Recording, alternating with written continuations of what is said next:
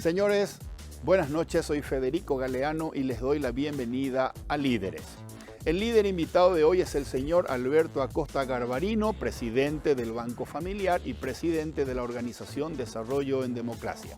Con él vamos a hablar acerca de la economía del país y el recientemente presentado Plan de Reactivación Económica. ¿Será ese plan suficiente para devolver al Paraguay su inercia de crecimiento económico? Hablemos de eso con el señor Alberto Acosta Garbarino. Como siempre, empezamos agradeciendo a nuestros auspiciantes Banco GNB Paraguay, Aseguradora Yacyretá, Sentite Protegido, Dermagloss para que tu piel muestre lo mejor de vos y Megalabs comprometidos con la excelencia. Luego de la presentación de nuestros auspiciantes, conversamos con el señor Alberto Acosta Garbarino aquí en Líderes desde los estudios de Canal Pro.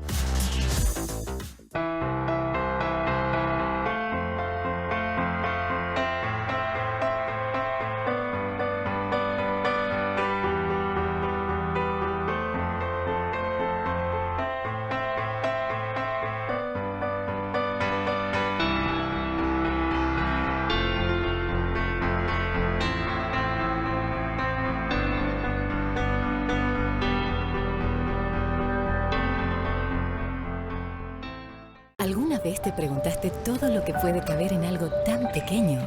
Esa pequeña taza de café que se convirtió en el inicio de algo mucho más grande. El pasto verde y fresco que se convirtió en el lugar favorito de ellos. Ese auto, alguna vez de juguete, que se convirtió en una realidad 20 años más tarde. Esa fotografía que se convirtió en el recuerdo de una de las mejores aventuras. Seguí viendo cómo lo pequeño se convierte en grande. Contactá con un asesor al 617-8000. Aseguradora Yacyretá. Ser ultra es descubrir que la edad debe marcar momentos, no mi rostro. Al final del día, la crema noche protege el colágeno de mi piel y suaviza arrugas profundas, gracias a que contiene cronociclín e isoflavonas. Dermagloss Ultra Age más 50. Llévate bien con el tiempo. Las mujeres vivimos haciendo malabares, pero cuando estamos estreñidas, todo se nos complica. Para esos momentos de estreñimiento, elige Ciruelax, ahora en su nuevo tamaño, igual de efectivo y natural. Ciruelax al acostarse, resultados al levantarse. Hace un tiempo buscaba algo que me ayudara con los dolores articulares que aparecen con la edad y que complican mi día. Decidí probar Finartrit Advance. La fórmula 4 en 1 más completa desarrollada hasta hoy, que ayuda a mantener sanas tus articulaciones. Con Finartrit Advance, nunca dejes de moverte. Estoy en la mejor etapa de mi vida. Me siento como de 20. Volví a correr y para cuidarme tomo hidrolágeno todos los días. Así prevengo el desgaste articular, porque una cosa es tener 20 y otra cosa es sentirse de 20. Hidrolágeno, colágeno hidrolizado que alimenta tus articulaciones.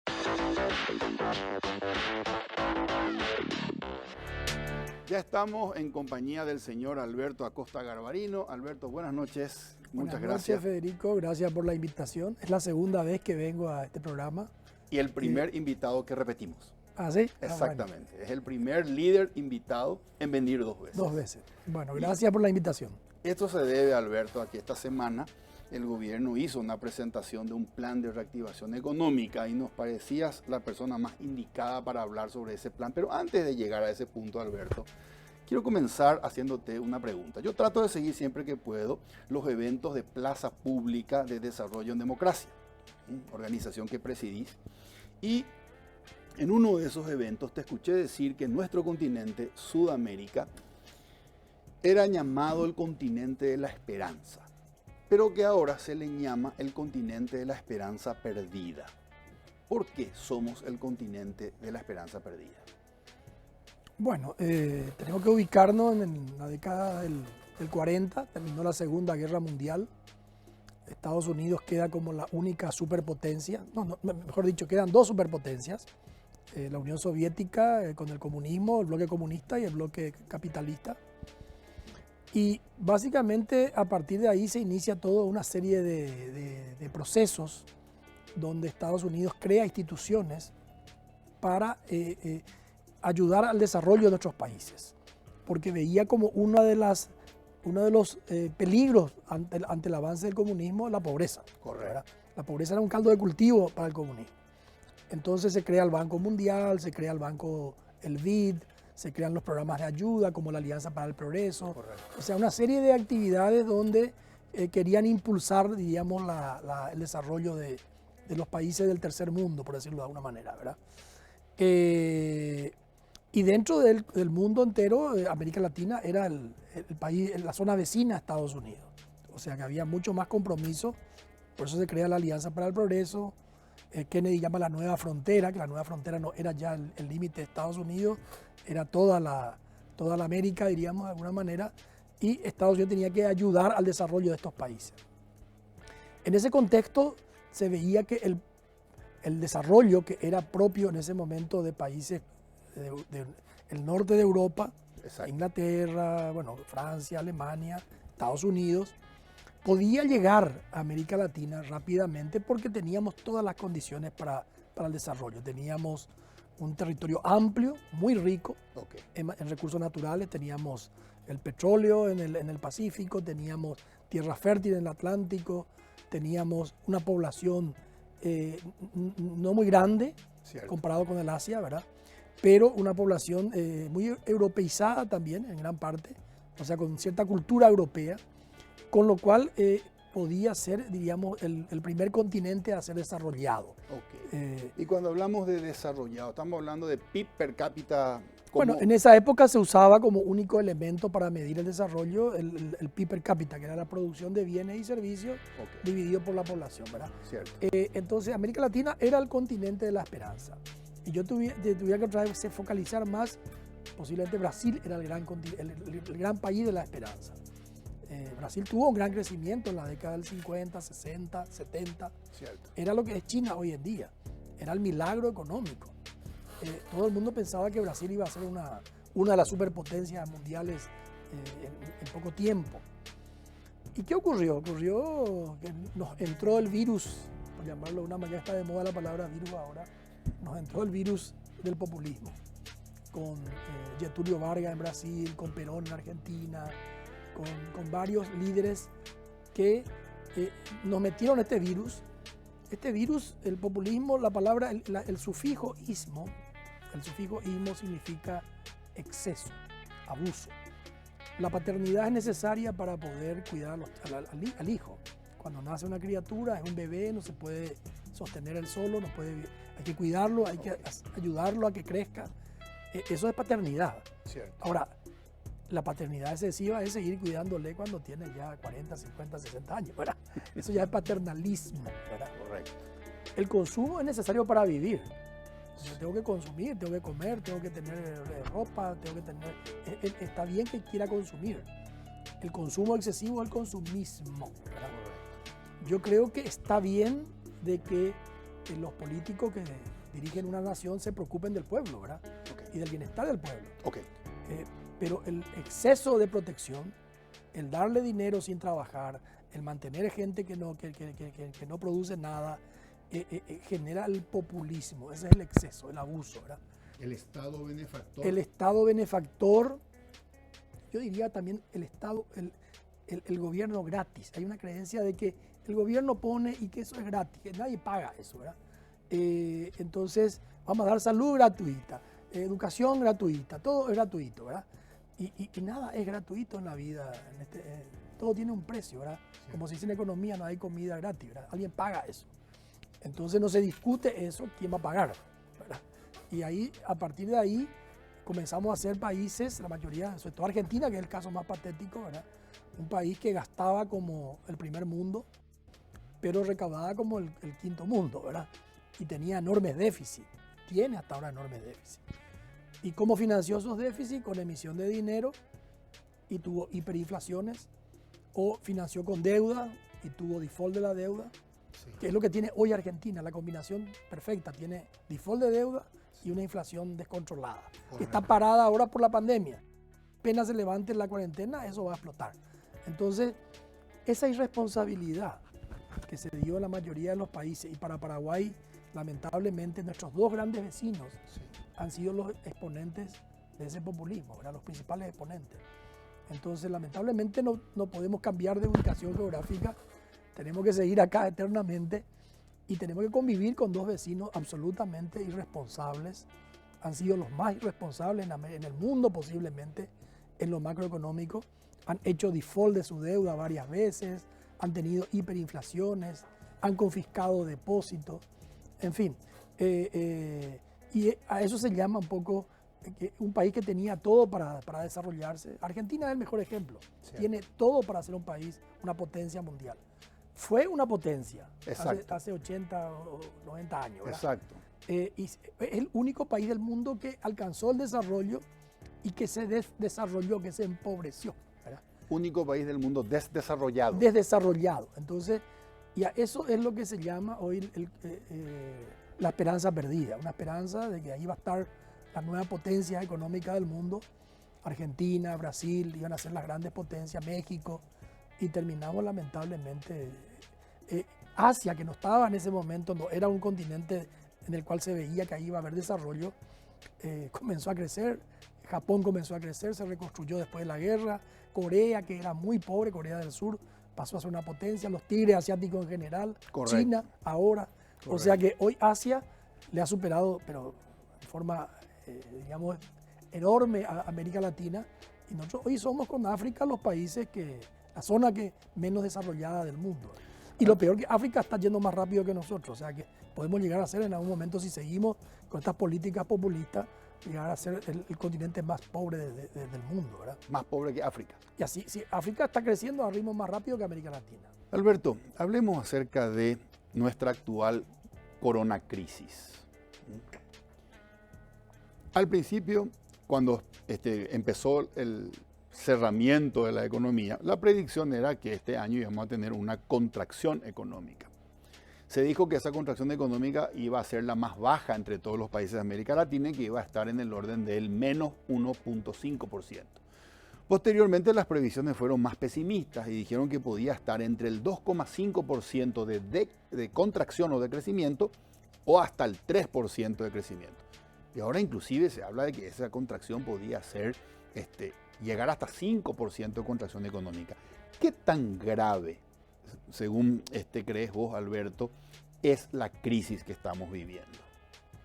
No, primero que la crisis es una crisis mundial, ¿verdad? No es una crisis de Paraguay no más. Este fenómeno, esta pandemia, es la primera pandemia mundial en el mundo globalizado. Okay. Porque la gripe española fue en la década de 1918. En esa época el mundo no estaba como está hoy globalizado. Cuando digo globalizado, digo un mundo hiperconectado. Al instante tenemos noticias por las redes sociales, tenemos noticias por la televisión. Se lleva el conteo de cuántos muertos, cuántos infectados, cuántos recuperados. Por país, se acumula por región. O sea, nunca existió eso, ¿verdad? Nunca se vivió una cosa como esta. Y esto hizo que aparezca la pandemia, el brote primero en la China, se expanda en la China y se convierta en una pandemia en unos meses, 2 meses. Okay. Ningún país del mundo, ningún país, ni Estados Unidos con todos sus servicios de inteligencia, la CIA, la FBI, la NSA, ninguno de esos previó que iba a venir el coronavirus. En el presupuesto americano no había ningún rubro para el coronavirus. Okay. Ninguna empresa del mundo pensó que esto iba a ocurrir. Nadie tenía pensado que iba a ocurrir esto. O sea que a todos nos sorprendió. Nos sorprendió que ocurra y que ocurra tan rápidamente. Y de repente la única fórmula para parar esto era la cuarentena, el aislamiento.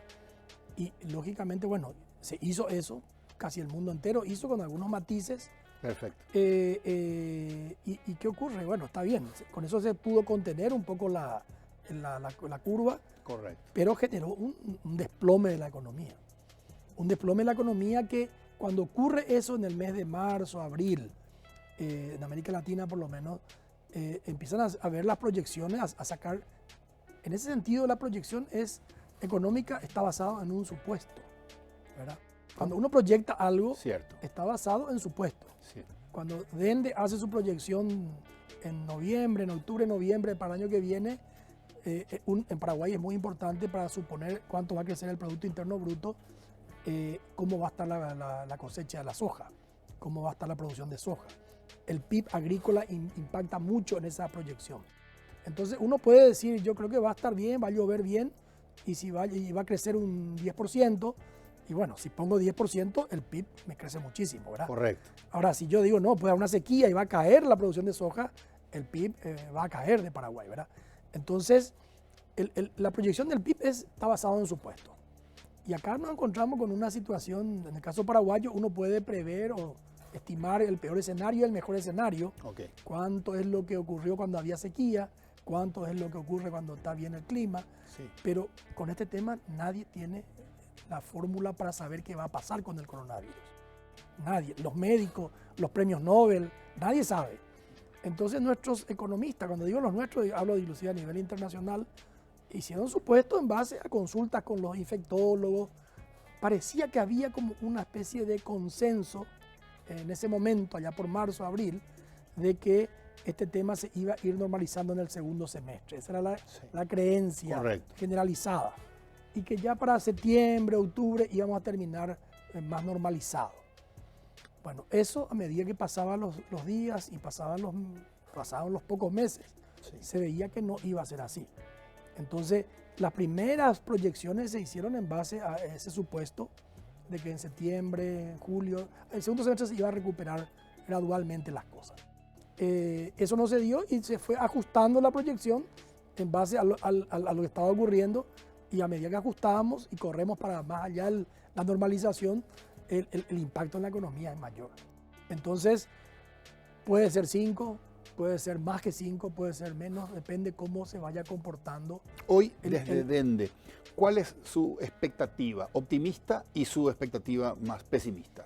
La expectativa nuestra para la actual proyección, la última que hicimos hace menos de un mes, hablábamos del 3%. 3% porque la producción agrícola fue muy buena, Sí. ¿verdad? Sí. Entonces, eso sube, pero además cae. Cierto. Y en lo que cae, nosotros suponíamos ese rebote gradual, Sí. donde de a poco íbamos a ir subiendo. El rebote, la caída más profunda fue abril. Correcto. En el caso, yo te estaba comentando antes, fuera de cámara, en la actividad yo estoy más o menos, el desplome fue, tomando el volumen de febrero, Sí. el desplome entre marzo y abril fue de 80%. Correcto. O sea, la economía cayó casi a un 20%. Pero ya en mayo, a medida que se fue liberando el tema de la cuarentena, Ok. se fue normalizando, pasó a 40, 70, y la idea es llegar, en la proyección de Dende, que llegaríamos a diciembre en torno al 80%, más o menos de lo que era el volumen normal. Cierto. Pero eso es una suposición, ¿verdad? Puede ser que Sí. sea 90, puede ser que sea 50, haya un retroceso, como nos dicen todos los días los infectólogos, que puede haber retroceso. Bueno, todo eso va a alterar profundamente el resultado de la caída del PIB. Más reactivación o menos reactivación depende de cuánto vaya creciendo la curva de contagios.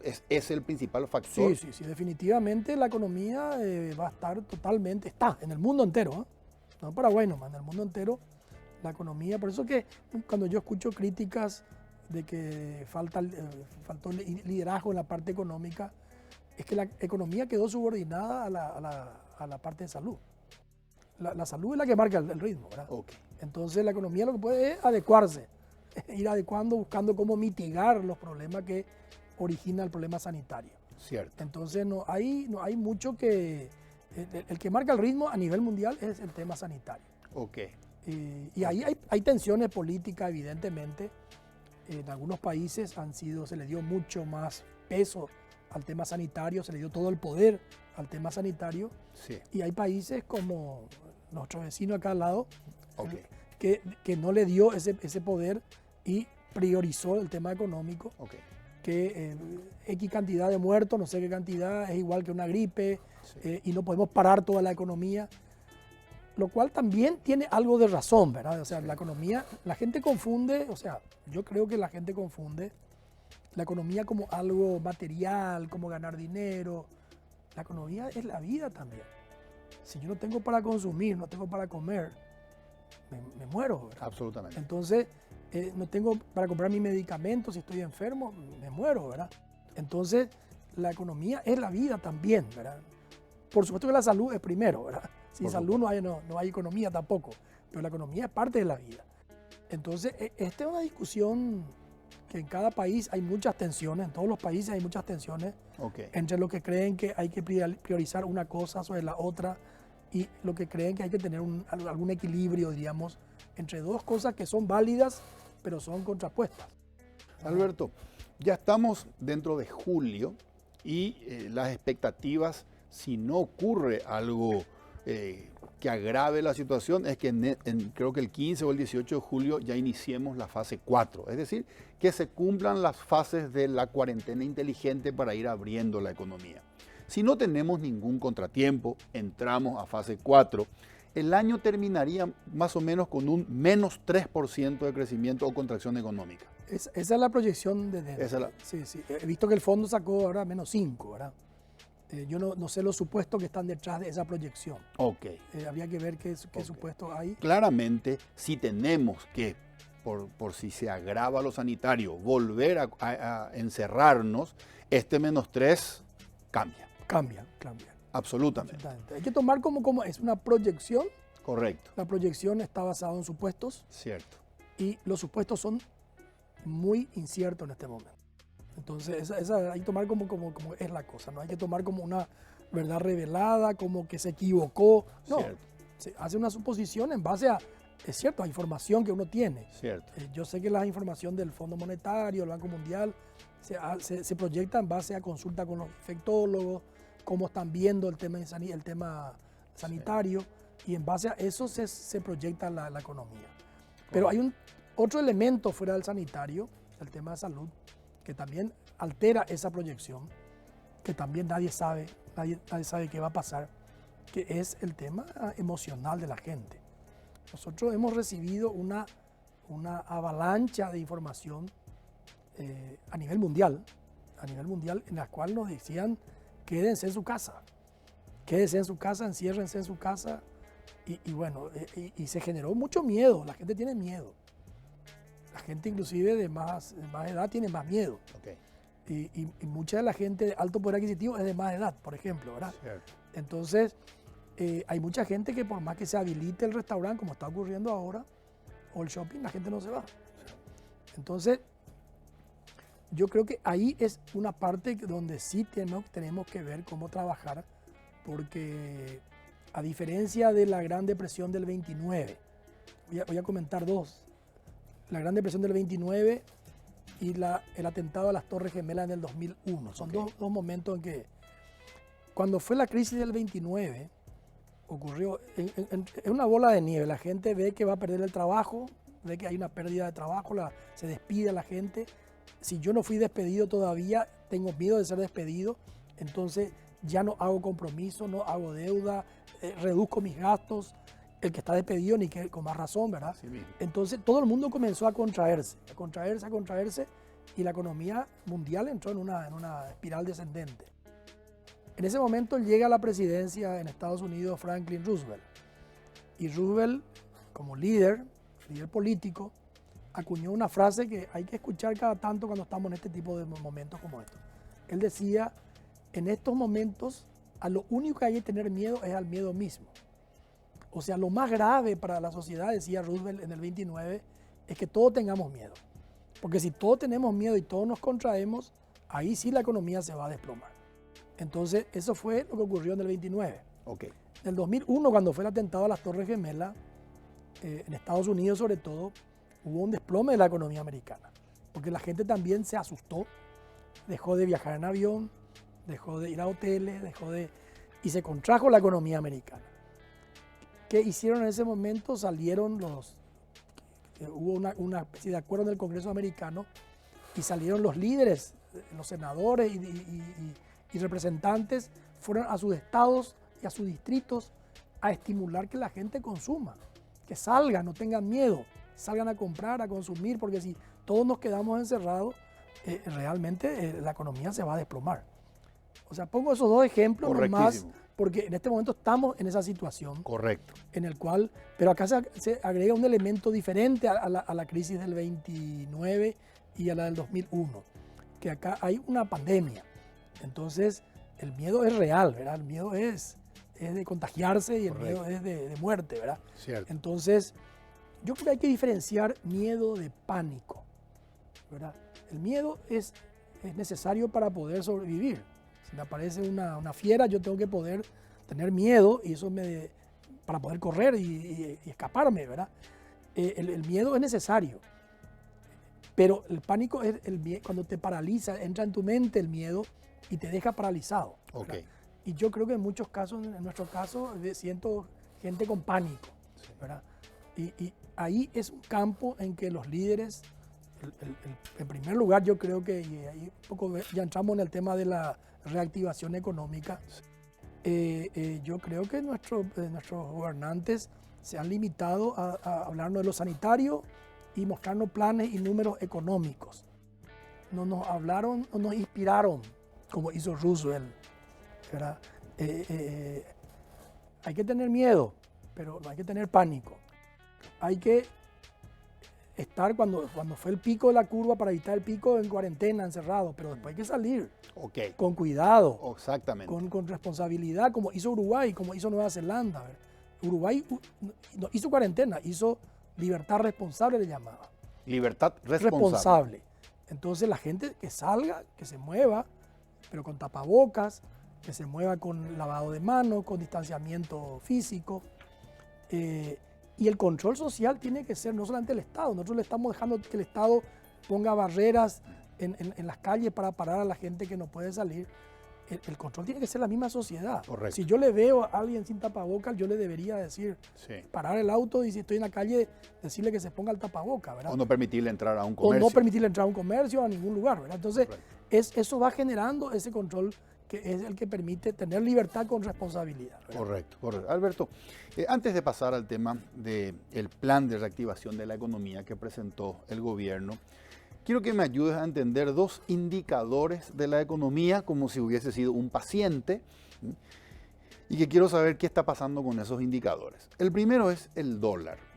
Yo lo estuve observando estable en marzo, estable en abril y en mayo también hasta la última semana venían 6.420, 6.450, bajado otra vez a 6.400 y se mantuvo así.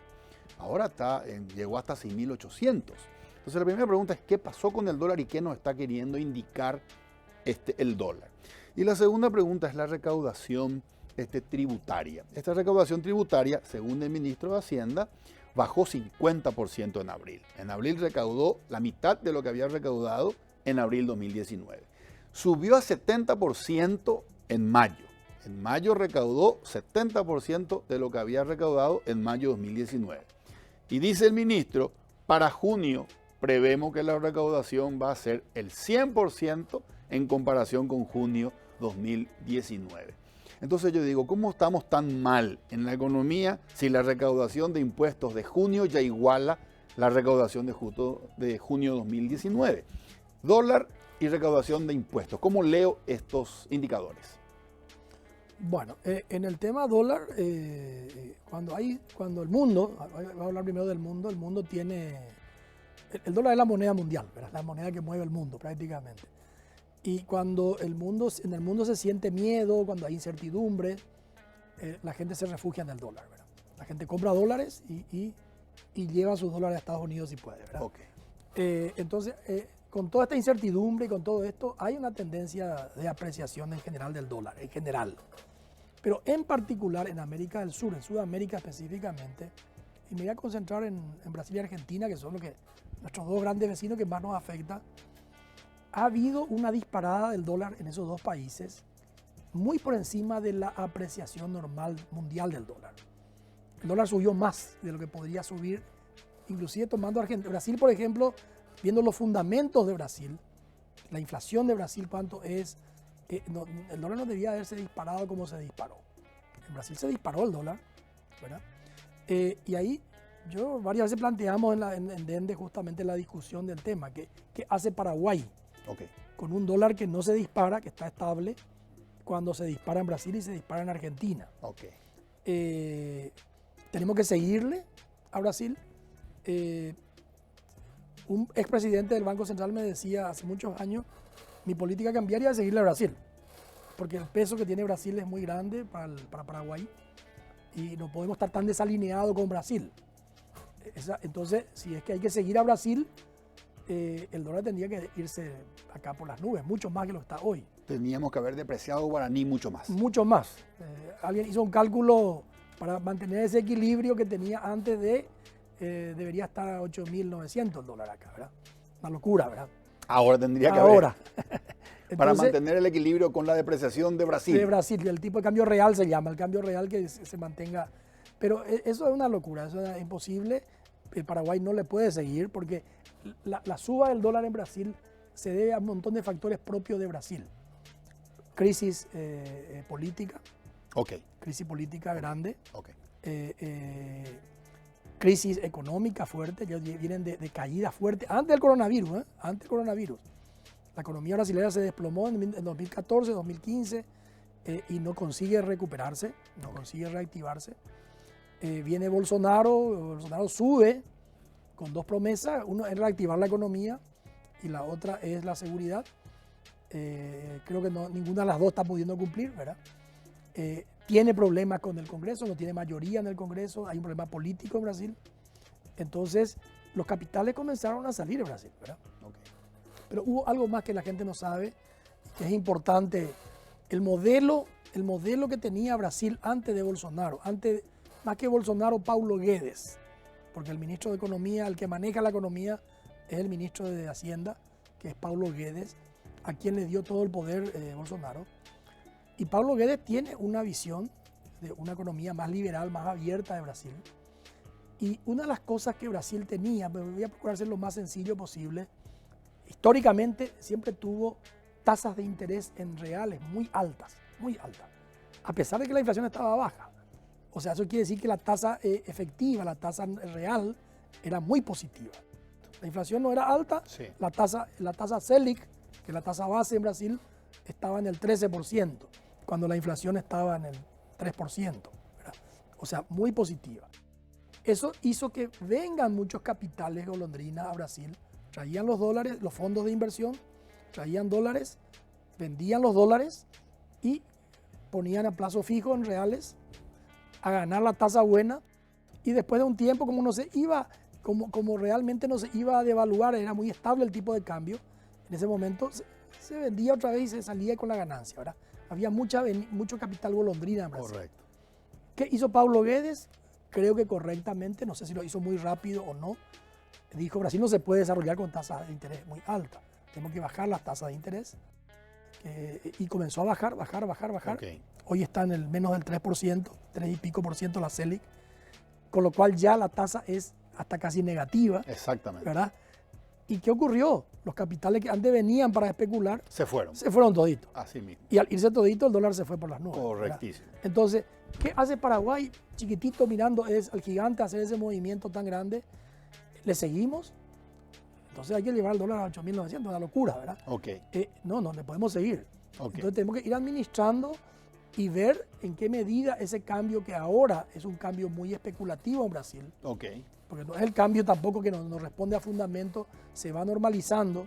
Hubo una caída del dólar después, pero ahora volvió a repuntar otra vez de vuelta. Yo creo que todo es el tema político, hay un tema sanitario, el tema político. Ok. Todo eso hace y Paraguay va a tener que ir acompañando, pero no tan cerca. ¿verdad? Perfecto. Pero está mal que yo diga el dólar está subiendo porque es señal de que la gente está teniendo miedo y se está refugiando en el dólar. No es correcto. Yo creo que no. La gente, el dólar está muy influido. Las grandes empresas en Paraguay son casi todas multinacionales, las que manejan los grandes sectores de la economía. Casi todas dependen de Brasil. Normalmente la oficina de Paraguay depende de Brasil. Muchas de ellas tienen su gerencia financiera regional. Ok. O sea, todas las inversiones en comprar dólares, vender dólares se manejan en San Paulo, no acá. Ok. Entonces responde mucho a esta lógica de Brasil más que de Paraguay. Perfecto. Recaudación de impuestos. Recaudación de impuestos me sorprendió cuando hablamos de ese tema y consulté con gente de la fundación y me dijeron que no tienen muy claro qué es lo que ocurrió, pero aparentemente uno de los motivos es de que nosotros hicimos una moratoria de pago de impuestos en el mes de abril y mayo. Exactamente. Se pateó para junio Sí. y comienza en junio a cobrarse los impuestos que no se cobraron en abril y en mayo. ¿verdad? Por eso se ve el repunte en junio. Se ve el repunte en junio. Ok. De todos modos, hay un repunte. Yo te estaba hablando que Sí. en el sector que Sí. yo estoy, nosotros llegamos en abril a una caída del 80%. Correcto. O sea, lo que nos quedó es el 20% de colocación de crédito. De crédito. Ese 20 en abril se Muy convirtió- fuerte, 80% cayó, menos. Es que se paró el país. Se paró el país. Se paró el país. Ese 20 de abril se convirtió en 40% en mayo. Ok, Y en junio está en un 70 más o menos, por ciento, 67, 70%. ¿eso Y es solamente Banco Familiar o el sector? yo creo que en general, ¿verdad? Yo creo Ok. que en general, yo hablé con varias personas de otros sectores inclusive y más o menos todos tuvieron su pico. Hay excepciones, por supuesto, ¿verdad? Pero casi todos tuvieron su caída más fuerte en abril y en la medida, acompaña la liberación de la cuarentena. ¿verdad? A Perfecto. medida que se va liberando, se va reactivando más la economía y también la recaudación de impuestos, el IVA sobre todo, ¿verdad? Cierto. Entonces, yo no tengo los números de junio, Ok, pero ok. creo que el IVA se recuperó en un 70% más o Perfecto. menos, y el resto ya es el pago seguramente de lo que no se pagó en abril y mayo. Exacto. Bueno, Sí. esperemos que esto continúe así, porque ya no hay margen para pedir plata prestada y pagar salarios en el caso que la recaudación impositiva caiga de nuevo, ¿verdad? Sí. Así que esperemos que esto continúe así. Alberto, el Banco Familiar tiene sucursales en todo el país. ¿Cómo está golpeando esta crisis a las diferentes regiones dentro del país? Bueno, yo veo que está afectando en forma diferente Ok. a las regiones, ¿verdad? Hay sectores, y otra vez dentro de la región hay ciudades dentro de la región también diferentes una a otra, ¿verdad? Por decirte así rápido y mal, como ya te mencioné, todo el sector sojero, agrícola, no está afectado, muy Ok. afectado por el coronavirus, ¿verdad? Ok, Estuvieron afectados por la caída de precios, cierto. cayó un poco, problemas después de la sequía del río Sí. con poco caudal para poder sacar la exportación, pero no afectado por coronavirus. Ok. ¿verdad? Y ahí están pensando ya en la próxima campaña, hay que financiar la siembra, Sí. hay compra de maquinaria, o sea, se ve que el sector, eso yo te decía antes de comenzar el programa, nosotros tenemos la suerte de que dependemos de sectores muy primarios. La agricultura, la soja principalmente, el complejo soja, dependemos mucho de la carne, dependemos de la energía hidroeléctrica y esos sectores no están afectados por el coronavirus, ¿verdad? No están tan afectados. Están afectados. Ok. Están afectados también por alguna parte de caída de precios y en el caso de la hidroeléctrica están afectados porque hay una caída de la demanda de energía de parte de Brasil de vuelta, ¿verdad? Porque la energía de Itaipú la lleva Brasil en gran parte y esa energía brasileña, la demanda brasilera es básicamente demanda de energía industrial. A diferencia nuestra que tenemos poca industria, Paraguay gran parte de su demanda eléctrica es de residencial. Entonces, hasta subió el consumo de energía, ahora pues estamos todos en la casa, ¿verdad? Cierto. En el caso de Brasil es al revés, la gran demanda es industrial. Como pararon todas las industrias, hubo una caída muy grande de la demanda eléctrica en Brasil. Pero bueno, pero en general, volviendo al tema, la parte agrícola paraguaya Sí. no está afectada por el coronavirus por lo menos, ¿verdad? En la parte central, llamarle ahí la zona de Oviedo, Caguazú, Villarrica, llamativamente, y yo te comenté que hoy tenía una reunión con un grupo de gerentes de la zona, me decían que están en el mejor de los mundos. Están vendiendo como nunca muchas empresas en Caguazú. Ahora. Ahora, en plena coronavirus. ¿Por qué? Porque se cerraron la frontera, no entra competencia ni de contrabando ni legal Ok. de productos brasileros, de productos del exterior. Entonces eso hace que, por decirte, las mueblerías de Caguazú están vendiendo muchísimo, ¿verdad? Entonces, ese es un elemento importante. Hay zonas que no están tan afectadas ni sanitariamente ni económicamente, ¿verdad? Que es la zona central sobre todo. Después se ve la frontera con Brasil sobre todo. La parte de frontera, los comercios de frontera están afectados, muy afectados. Pero, volviendo al tema de Ciudad del Este, tiene una dinámica de otros sectores de Ciudad del Este, Cierto. del sector agrícola, todo Sí. el tema agrícola que tiene su capital, por decirlo, en Ciudad del Este. Sí. Ahí están todas las grandes empresas agrícolas. Hay un comercio interno de Ciudad del Este muy grande ya. Entonces no está tan afectado esa parte como sí la parte de comercio de venta brasilero específicamente. Correctísimo. Alberto, ¿han tenido ustedes que cerrar algunas sucursales, por ejemplo, Salto del Guairá, que está muy afectada? Sí, tuvimos que cerrar algunas, pero dentro de un esquema que yo te diría que ya veníamos, estos mis amigos banqueros que estaban viendo el programa por televisión, nosotros venimos ya hace unos años viendo un cambio muy grande en el negocio bancario. No te olvides que el dinero es la materia prima del negocio bancario. Cierto. El dinero antes era el dinero, había canje, ¿verdad? Después se convirtió en dinero metal, el oro, la plata. Después se convirtió en billete, ¿verdad? En papel dinero. Y muchas de las sucursales bancarias estaban para atender la demanda de billetes. Correcto. En el sentido, la gente dinero físico. Dinero físico. La gente traía su dinero, depositaba en el banco, venía al banco a extraer su dinero, venía al banco a pedir crédito para llevarse el dinero físico. La estructura de las sucursales era una estructura para atender eso. Había cajeros, muchos cajeros, había guardias que custodiaban el que no se robe el dinero, estaba la bóveda, estaba el transportador de caudales, todo era para usar el billete, el dinero físico, ¿verdad? Lo que ocurrió ya en los últimos años con esta revolución tecnológica es que el dinero se convirtió en dinero digital. La gente cobra su sueldo con un crédito en cuenta, puede pagar a través de CIPAP, a través del teléfono, puede pagar todo con su tarjeta de crédito, su tarjeta de débito. Prácticamente hoy uno puede vivir sin tener efectivo en Paraguay, ¿verdad? Y eso empieza a afectar cada vez más el movimiento en las sucursales de los bancos. Correctísimo. Entonces nosotros estamos, como todos los bancos del país, en un proceso de rediseñar sucursales. Se llama un proceso de... Hoy al cliente se le debe atender por varios canales. Si el cliente quiere entrar por el teléfono, tiene que tener el canal para el teléfono. Si quiere entrar por la computadora, tiene que tener el canal para... Si quiere llamar por teléfono a un call center, tiene que tener un call center. La omnicanalidad. Y si querés, la omnicanalidad. Y si querés irte físicamente, tiene que tener la sucursal, ¿verdad? Exacto. Entonces, pero el movimiento en sucursal cada día es menor. Es menor. Es menor. Y es más para consulta que para hacer transacciones. Para retirar plata, te vas al cajero, no hace falta ir a la sucursal, ¿verdad? Exacto. Entonces, nosotros estábamos con un proceso de rediseño. Lo que ocurrió, y este es un tema que creo que le ocurre a todos, ¿verdad?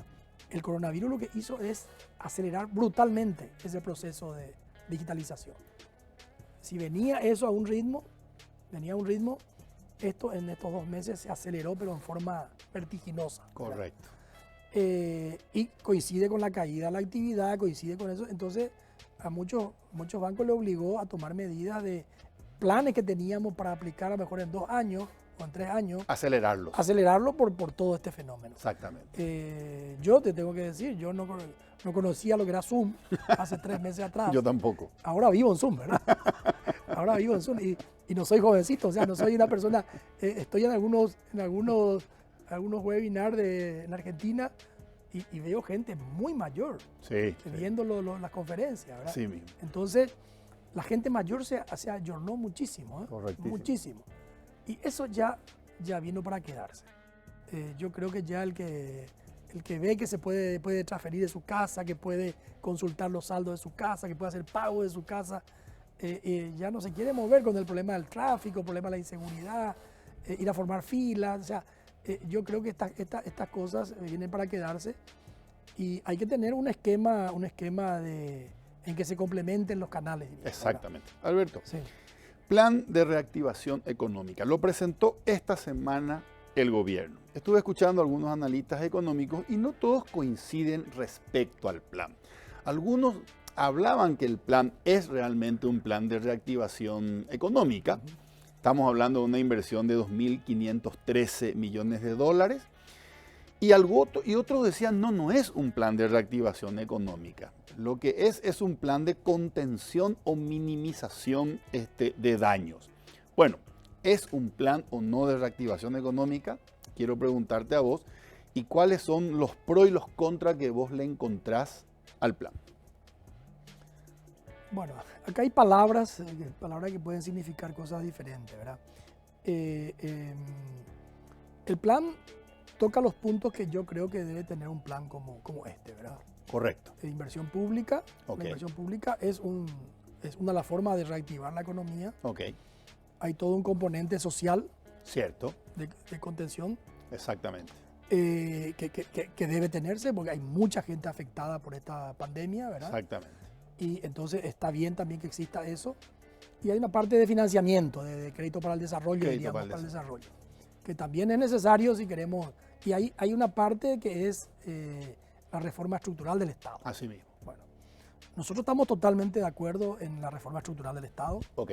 en esa que está ahí y en más cosas, en las que están ahí.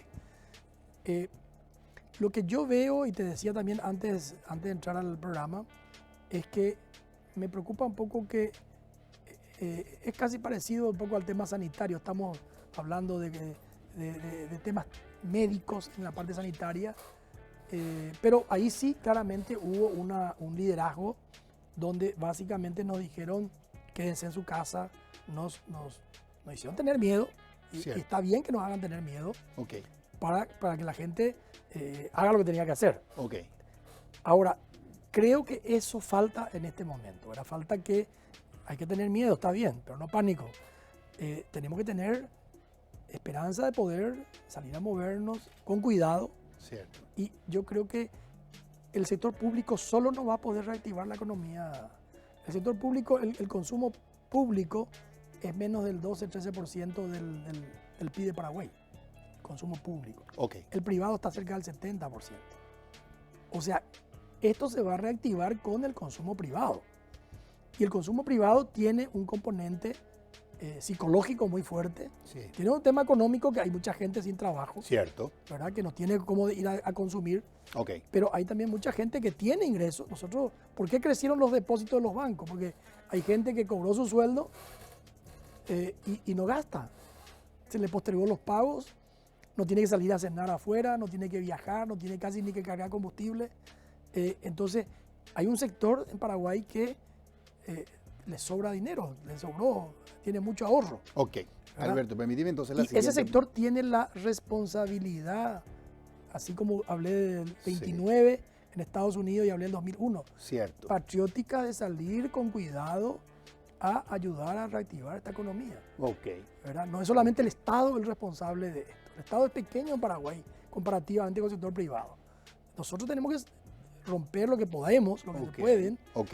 ese miedo que nos paraliza, ese pánico que nos paraliza, Cierto. y poder salir a consumir, Ok. ¿verdad? Entiendo entonces que hay dos variables, eje vertical y eje horizontal. Eje vertical, variable temor, eje horizontal, variable consumo.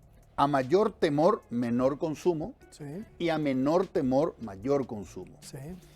Desde el gobierno, ¿se puede hacer algo para minimizar el temor y aumentar el consumo? Claro, yo lo que te decía, por eso te ponía el ejemplo del 2001 en Estados Unidos y del 29 en Estados Unidos, que hay un liderazgo político para incluir que la sociedad deje de tener miedo, ¿verdad? O sea, de la sociedad.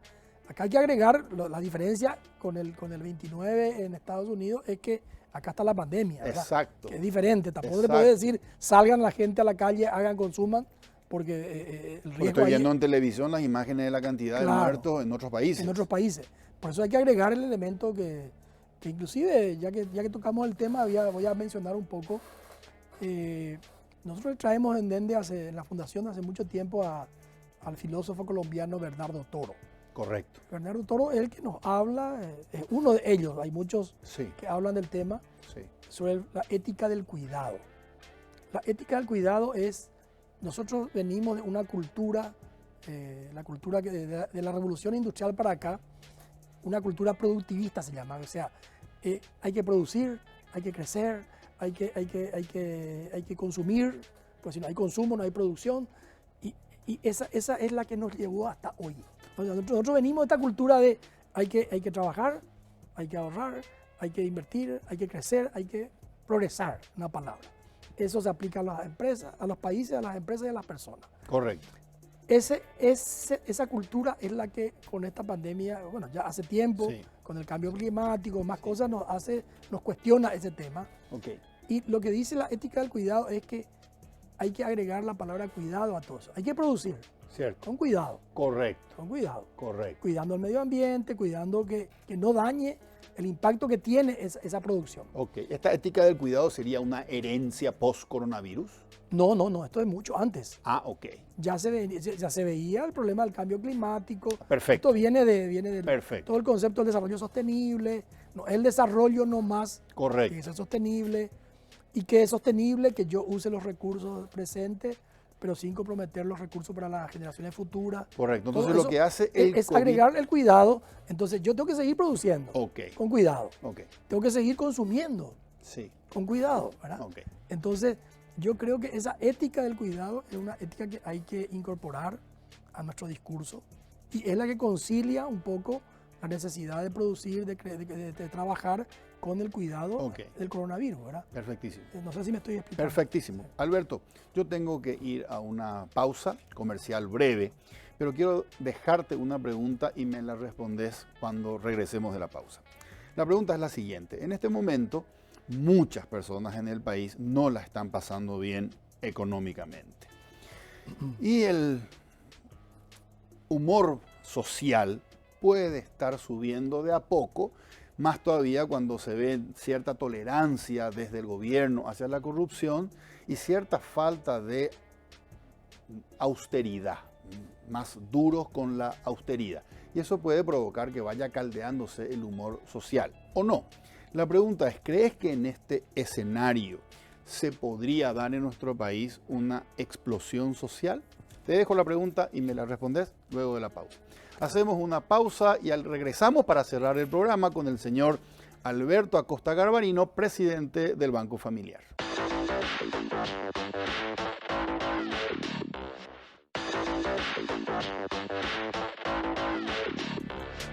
Seguimos con el señor Alberto Acosta. Alberto, quedó la pregunta acerca del escenario social. Bueno, yo escribí un artículo hace poco que se llamaba Transparencia con impunidad, donde justamente mencionaba que estamos viviendo un momento en la democracia paraguaya de enorme transparencia, con el acceso a la información pública, con el tema ahora de las declaraciones juradas que se hicieron públicos. La gente sabe lo que está pasando, empieza a ver lo que está pasando. Y eso me llevó en el artículo a recordar lo que pasó en la Unión Soviética, cuando Gorbachev, que era el presidente en esa época, ve que el sistema comunista iba a colapsar, así como estaba, era un sistema muy cerrado, muy poco transparente, muy poco productivo.